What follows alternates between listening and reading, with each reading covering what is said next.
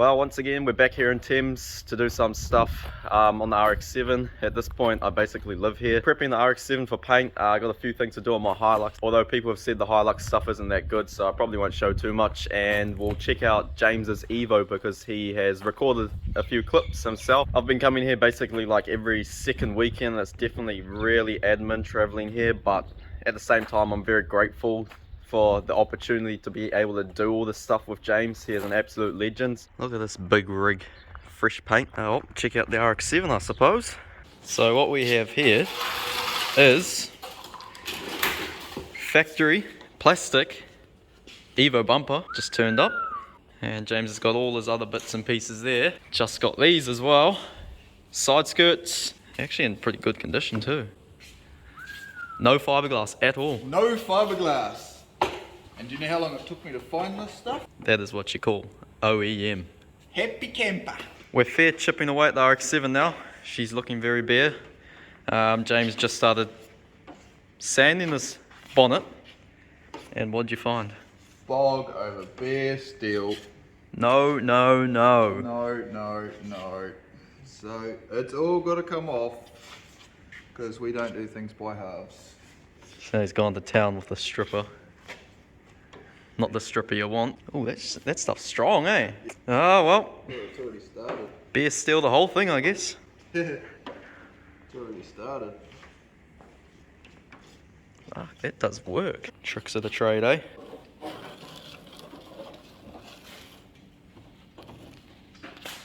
So we've just paint stripped this bonnet, and here this is the reason why you don't fill over the top of bare steel. You can see here is just rust underneath the filler. It wouldn't have taken long before that would have just all blown out through nice fresh paint. So good thing we're doing this then. 100% prime underneath your filler. What have you done? It's all gone. Gone. This is a bare shell. Wait till I get it sandblasted back to bare steel. Look at this. So, absolutely nothing in there. Even took the dash out. To get the wiring loom out. You're a bit extreme, aren't you? Yeah, there's that repair on the... Oh, is that what people were going on about in the comments? Yeah. It's not even that bad. No, it's not good, but it's not bad. Would have been nice if they at least painted it. Good thing you know a guy. Yeah. Rain would bugger off so I could hurry up and do a bit. Yeah, if it wasn't raining a week, this would probably be all undersealed and... Rolling. Yeah. And an engine back in it. Not here to spiders. Well, there's a quick update anyway. There's also a rear bumper, another rear bumper. More genuine parts. Oh, it's bad. Plastic, everything. Plastic the world. No fiberglass anywhere. I'll show you my other parts. You're going to be impressed. Righty ho, Joe. We're cracking into the EVO strip down. So far I've stripped the rear subframe out of it. It's all over there, so that's all ready to be degreased and water blasted. Take that out to work and strip it a bit further than that and sandblast it, give it a lick of paint, and should be ready to chuck back in. But commonly with these EVOs, the top cracks in here, just the one side's done on this. The other place that they commonly crack is where the rear diff mount is. They crack in here. This one's had a boogery weld done, so we'll grind that out, redo it, and probably put some bracing in there. Someone's had a good crack at that one. But yeah, as for like the rest of it, it's not too bad. Just halfway through doing the front subframe. My buddy from Gisborne's not here to give me a hand, so I've got to pull it all out in pieces. And then I've got my other mate here, Cass. He's been stripping the side skirt off the side, so he's got one more to do. And yeah, it won't be too many nuts and bolts, and we'll have the other one out. Cass, what do you think of the EVO? She's a bit shabby. She's a bit shabby. Yeah, so it's there's a GSR guard on that side, but I think looking up through there, it's had an accident at some stage. Now, I did get a car jam report, and it did say that it was damaged on the left-hand front corner before it come into the country in '99. Yeah, she's pretty ugly. Like, someone's put a tow hooker in there to try and tow it, and it's bent all that. But other than that, it's not too bad. Oh, how good are those power tools? I've just pulled the fuel tank out. Looks like there's a bit of water that's been in there. Bugger, standard fuel pump. Yeah, this thing wouldn't have made much power on the engine that it had before. The fuel pump would have been the limiting factor. So that's going to get an upgrade. Try aim for like a Deechworks pump or something like that. Right, quick update on the EVO. As you can see, I'm wet. I'm covered in shit. The whole underside of it is stripped. Degreased it all. Water blasted it all. She's ready for prepping and painting. I don't think I'm going to put it on the rotisserie. There's just too much work to do. I'll do it the same way as we did the RX7. Also, all the subframes, suspension, brakes, hubs, fuel tank. But yeah, wasn't a hell of a lot of dirt that came out of it. These here, I've got new ones of these. These are rusted in there and the bushes are absolutely flogged. So I've got new ones of those and new bolts. I'm going to have to cut them out. But other than that, she's pretty clean now. Getting there, one day at a time. So I picked up this Hilux last week. If you saw in the previous video, the one on the trailer, she's been transformed pretty quickly. So within a few days, I got new wheels and everything. Straight off the bat, looked heaps smarter. These were sticking out a bit, which I knew was gonna happen. So what did I do? I bought brand new guards and brand new flares, but turns out the flares that were sent to me were wrong. So I had to quickly try find some, knowing that I was coming to Thames and it was gonna get painted. So I managed to score these flares here. So huge shout out to Mitch Parkinson for selling me those flares, absolute lifesaver. Before I could even start recording, James had started sanding back the whole thing. The plan was to just paint these guards and the flares and the flat deck. But James reckons, nah, let's just respray the whole thing. I said, well, I don't expect to, but it's up to you. I shouldn't have said that because now look where we are. But I'm not complaining at all.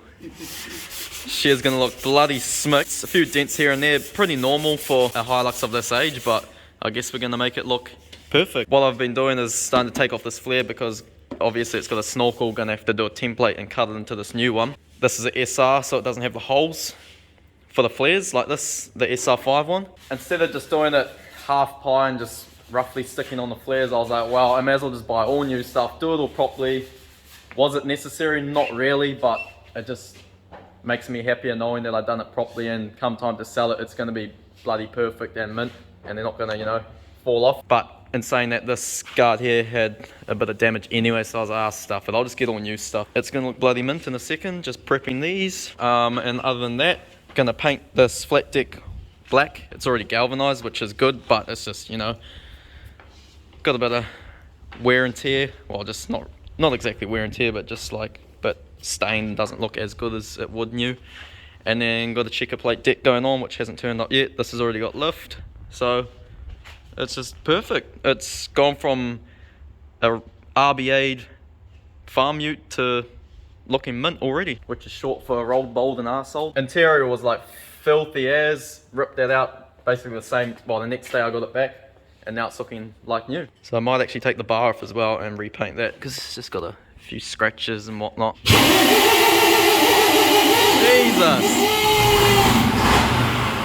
Holy shit, that is loud.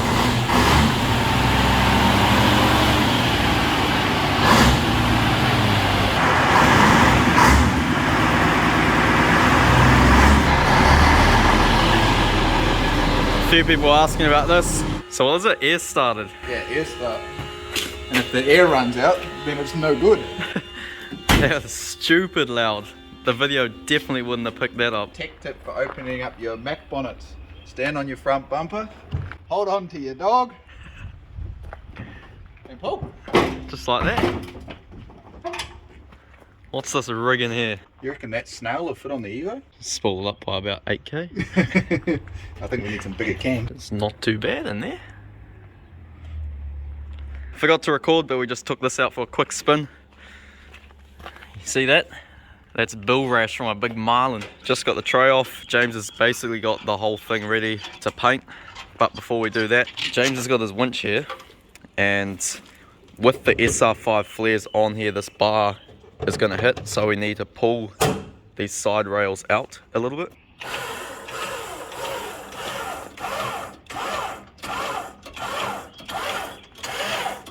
Bloody Toyota handbrakes. Did you not put it in gear? Every time. So we just put the old guard back on and now trying the flare just to make sure we got the right fitment. All up there is mint.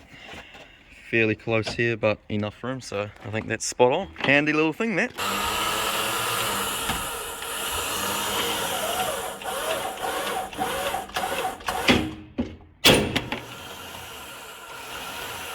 That done it. James is quickly making a template to transfer the snorkel hole to the new one. Good old 040. Fresh out the booth. It is looking so good, so much better than it was. Often these white ones like a stained yellow to them, and this one was pretty bad, but it's not until you see what they used to look like until you properly notice. Flares on the back there, so we ended up actually just deleting these side rails. They weren't quite bending how we would like. We could have made it work, but the shape just didn't look quite right to me, so decided to just get rid of them, which kind of makes it easier to paint the bull bar because yeah, now this looks a bit out of place. It's a bit rough, so I'm about to take this off and then we'll just paint this black, and this thing is going to be looking so good. It's not often you see Hiluxes of this age looking this fresh. So I was taking the bull bar off, I just took the cable ties off for the wiring, and then I found a spare key there. That looks like that's been there for a very long time. So it didn't have a spare key, but now I've got one.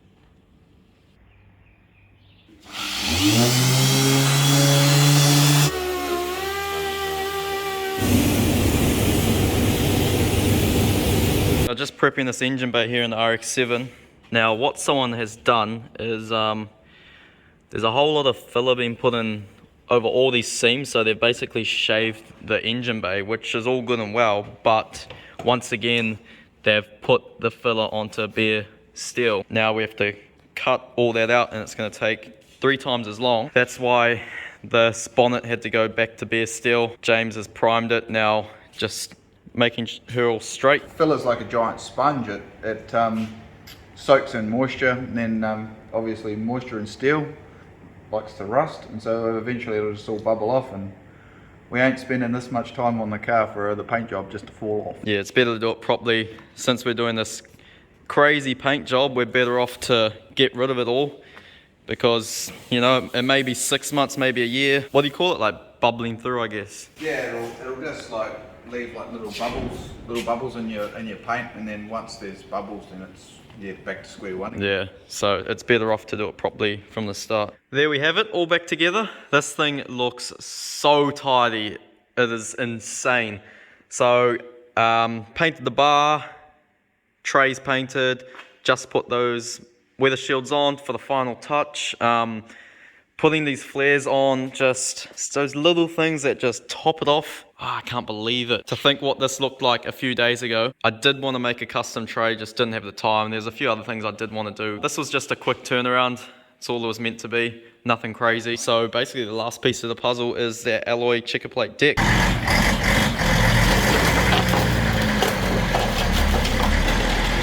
Oh, I was going to use that.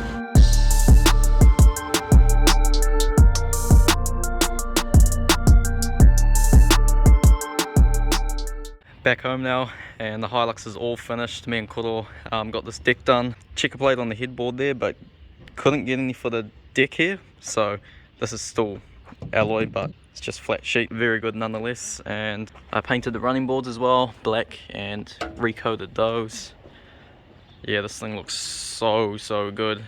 It's come a long way, so if anyone's interested. Also pulled out the cabin filter, and that is probably one of the worst I've seen. Like, the amount of shit inside there is just unreal. So swap that out. This thing actually had very good bones. It was just neglected, never cleaned basically. Once again, everything's got potential. New merch has arrived, and these are so sick. This has to be our best design yet. Got the blitz wheel there. This one also so good. It's like a gnarly wheel, but it's got Mayhem ink there, mayhem there. Just the attention to detail on these. This is a 10 color print. Everything's pre-bagged, so much more professional. Keeps everything clean, so this big dog here doesn't get fur on it. Hey boy.